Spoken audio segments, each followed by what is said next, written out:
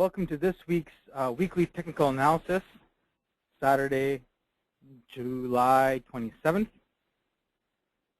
Taking a look at the markets this week, 3-year weekly chart for the TSX. As you can see, a little bit of consolidation. We closed lower than we opened this week. Not a good sign, but to be expected as we're unable to break through this 13,000 mark. As I talked about last week, I explained that I didn't foresee it going too much higher than last week's close, and it came true. Now looking at the MACD, we have the MACD touching the signal line here, so I gave it a blue circle, even though the histogram is slightly higher on the positive side. Looking at the momentum indicators, we have the RSI trending lower, and we have the stochastic at an inflection point. The current rise in the markets has been due to the rising oil prices, and we're coming to a period of earnings releases which could show that companies have earned well in the past quarter, but expect lower guidance in the future quarters. So we could see that reverberate through the markets, and this is why the markets are probably heading a little lower. I would expect to come back down to 12.5 over the next several weeks, unless there is some news that comes out and boosts the markets, maybe some higher earnings than expected. But until that comes out, looking at the technical indicators, it looks like we're going to be in for a bit of a contraction. Looking at the 6-month daily chart, you can see it opened Monday, Tuesday, Wednesday was the real drop, Thursday, Friday. On Friday, the positive news is that we did close higher than we opened, showing that there was some momentum coming back into the markets. Will that translate over the weekend? Not 100% sure, but taking a look at the indicators themselves, we see that momentum is slowly and surely falling away.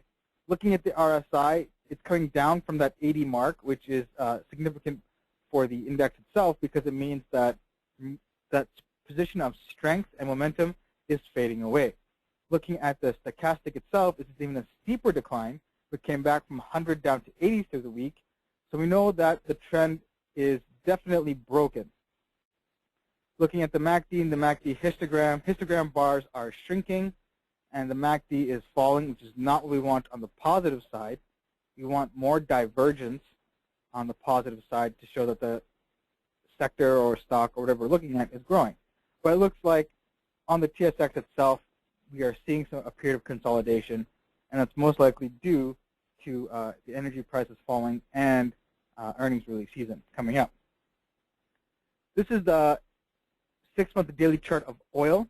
As you can see, we've just been in a downtrend here. Nothing too exciting at all. Coming back down to this 105 mark and even breaking through. We want to see this continue to turn higher because it means higher energy prices and boosting the markets. But again, supply and demand are threatening the price of West Texas Intermediate. So with taking that into account, let's take a look at the 3-year weekly chart of Enbridge. Not a pretty picture. We're closing lower than we opened. As you can see, the indicators are all negative. Specifically, we have, again, the MACD crossover back here on the negative side of things. So on a week-to-week basis, things are not looking positive. We do have convergence on the MACD histogram. A good sign, because the MACD signal line is lower, we want to see that cross and turn higher. And again, we want these histogram bars to be positive and push the stock price higher. Momentum does seem to be leaving the stock. We could see, again, come down to 45 and rest there for a bit before pushing back up, as we saw here. We saw several weeks of appreciation. They tried to break through, but couldn't do it.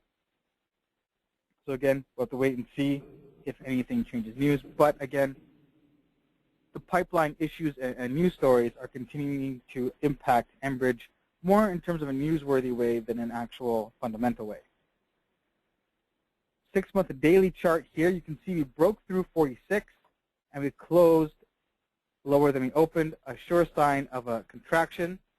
Could we break through 45? It looks like that's a possibility. early because there's more memories here at 44. Looking at the MACD and the MACD histogram bars are shrinking at a very declining rapid rate. Not a good sign. MACD is turned lower. Not a good sign. Momentum is clearly leaving Enbridge. So if you're looking to get into the stock, now is definitely not the best time on a technical basis. And if you already have profits, now might be the time to lock them in and get out of the stock before it continues its free fall down to 44. Here is IMO. Again, on a weekly basis, things are okay. Looking at the stock itself, closed lower than it opened, but still within the 42.50 and 45 mark. MACD, we have a crossover here, which is a good sign. Continuing growth on the MACD histogram, so the divergence is growing, which is what we want to see. However, momentum is leaving the stock. And that's, I feel, with energy companies, we'll see that with the oil prices dropping, you will see people taking their profits. But again, we haven't quite touched support yet, so there may be room for the stock to rebound in the coming weeks. Looking at the 6-month daily chart, you can see right here last week was pretty much close to the 6-month high for IMO. And that was definitely this very sharp appreciation. Draw a trend line, you can clearly see that it's broken. We have the MACD crossover, negative side of things here. Friday, we did close higher than we opened, which is good, even though there was some movement in the stock. RSI doesn't remain convinced yet that we are going to break through 43. Stochastic, being a little more volatile, has headed lower. But I would expect that since we touched 43 here on Friday and bounced and closed higher, that we will maintain this 43 mark. As you can see, there is some history here. It's not a ton of history, but it's weak, but there is some memories there. But I don't think it's going to break down and hit the 42 or 41 unless oil prices continue to tank.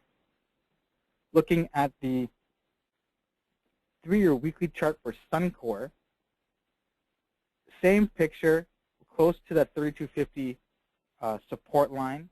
We closed lower than we opened, so again, not ideal for what we would like to see. MACD and the MACD histogram are both showing negative signs. We have a shrinking histogram bars, which is not what we want. We have the signal line pretty much running parallel with the MACD, which could have given it a blue, but with the downturn of the MACD histogram, I gave it a red circle. RSI heading lower. The stochastic has crossed to the negative side. So again, momentum is leaving the stock. But more importantly, we see this is beginning to flatline here. We could see some sustained periods at 3250 next week before we turn higher or lower. So it's tough to say what it's going to do, but so you need to be aware that we are very, very close to support. Looking at the 6-month daily chart, you can see that we pretty much closed where we opened on Friday. Not necessarily the best thing, but again, we saw some movement. Momentum, however, is peeling away from the stock itself. Not a good sign. We could touch 32, and there's been a lot of memories here at 32, and turn higher. That's what I would expect to happen over next week. We'll continue to see this trend lower. I would expect the MACD to cross lower. For the stock to test 32, maybe even hit the 31.80 mark before turning up again. But again, if you haven't jumped into Suncor yet and are looking to make the 1%, wait till it turns up before you make your entry position, because it could break through 32 and head all the way back down to 30. It didn't take long to go from 34 to 28 and change. Okay, that was only a couple of weeks, maybe even a month. So be aware, be careful, wait till things turn up before you jump on in. Heading over to the financials, we have the 3-year weekly chart of Royal Bank. Again, I'm very wary because it's still in its 52-week high here. We pretty much closed and opened at 65. We broke through a little bit, came back down. Momentum does seem to be leaving the stock here, but the MACD histogram has crossed over, and that's attributed to this 1, 2, 3, 4 weeks of high growth there. And the histogram bars are increasing. So we could see Royal Bank continue to push higher, especially with the good news posted last week about more homes being sold in Canada than expected. So the stronger growth really helped push the financials higher. But again, with the 52-week high, it's a little worrisome to try and jump in now. Here we have the 6-month and daily chart. You can see it tried to push new highs here Wednesday and Monday, but couldn't do it. We closed higher than we opened on the Friday, so momentum is still there. Histogram and the MACD, I would say, are showing positive. Remember, these are lagging indicators. The leading indicators, such as the RSI and stochastic, are still flat. And that's really due because of the 52-week highs here. It could come back down to 64 before turning back higher, but any positive news in the financial industry will help push Royal Bank towards higher highs. But again, remember, with this very rapid ascent, there could be an equally as rapid descent for the stock as well. From 65 to 62, $3 a share is a distinct possibility. This is the 3-year weekly chart for TD. And again, posted a new 52-week high here. Very, very strong here. Closed higher than it opened for the week. You can see the MACD is continuing to diverge on the positive side, which is what we want to see. RSI continues to be strong and heading towards the 70 mark here. Could potentially even push through higher. And stochastic, we have to give it a blue because it's hitting the 100 mark, has nowhere else to go. So things on the long-term trend are quite positive here on the weekly chart. We have 1, 2, 3, 4, 5, 6 weeks of consistent growth. We went from 80 to 88 in 6 weeks. That's a massive, massive increase. 10% growth over the last 6 weeks. It's unbelievable. But just remember, the descent could be just as steep. Looking here at the 6-month and daily chart, Thursday was the highest high, and it came back down a little bit on Friday, closed higher than it opened on Friday, so momentum is still there. MACD and MACD histogram, while the bars are shrinking, it's due to the lack of push here. Again, stochastic at the very top, nowhere else to go. We see the RSI now is in this overbought position, and that you can see with this really steep uptrend over the last couple of weeks, that even from down here, from 81 to 88, has been a massive, massive increase in a short period of time. So we can see that maybe overbought. The fundamentals are strong, but may not support such a high stock price. So you need to be aware and wary of the descent for the TD Bank. Looking at the price of gold, jumped up quite a bit, came back down, peaked again here, pretty much at the exact same spot, just in the 1350. People are heading down just a bit. So obviously the gold stocks and especially the ETFs are going to benefit from the rise in gold prices. Looking at CGL, the iShares Gold Bullion Fund, you can see it tried to break through 12 bucks, couldn't do it. We need to see sustained increases in gold pricing before we see a run-up in the ETFs. MACD histogram and the MACD, while positive, will struggle to break through this $12 mark. And as you can see, the momentum is flat here. If gold stays at this 1350 range, the RSI and the stochastic will stay in this blue phase, and you will see CGL trade sideways.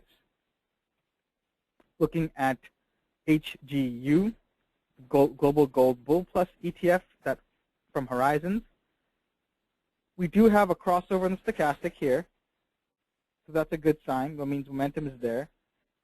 RSI continues to remain flat as gold prices really haven't moved a ton in the last week. And the MACD and the histogram are positive. As you can see, it broke through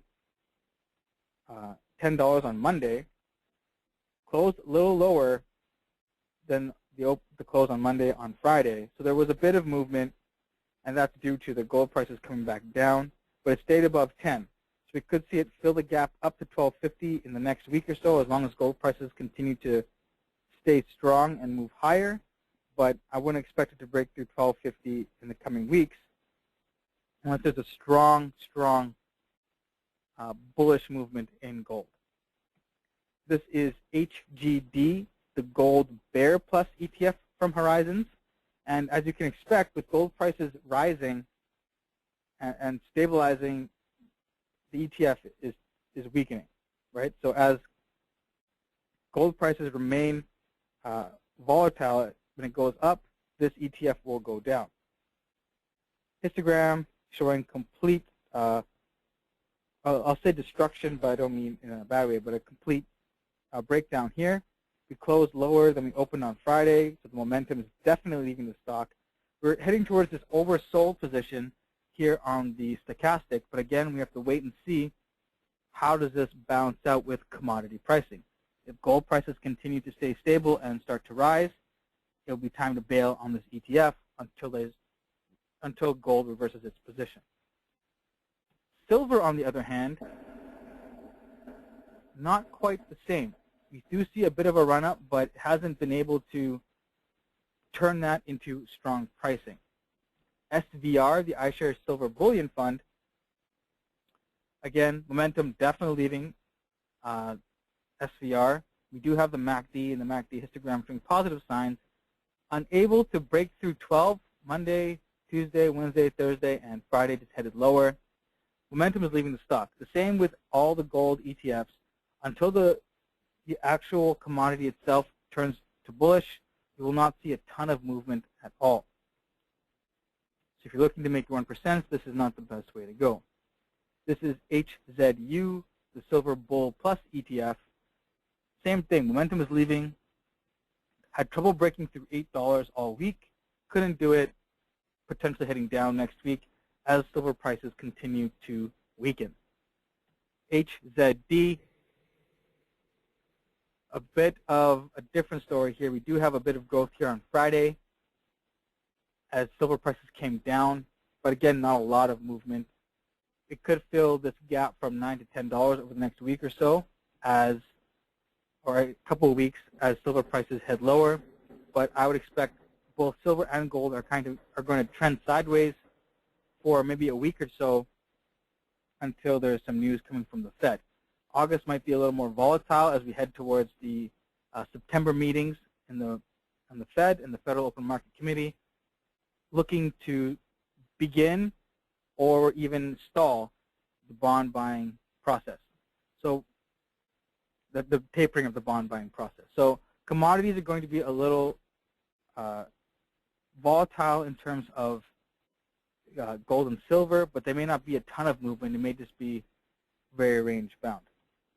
So that's it for us this week. If you have any questions, concerns, comments, email me at joelchandran@traintoinvest.com. You can check us out at www.traintoinvest.com. Look at what we provide and give us a call. Contact information is there on the website, and we look forward to hearing from you.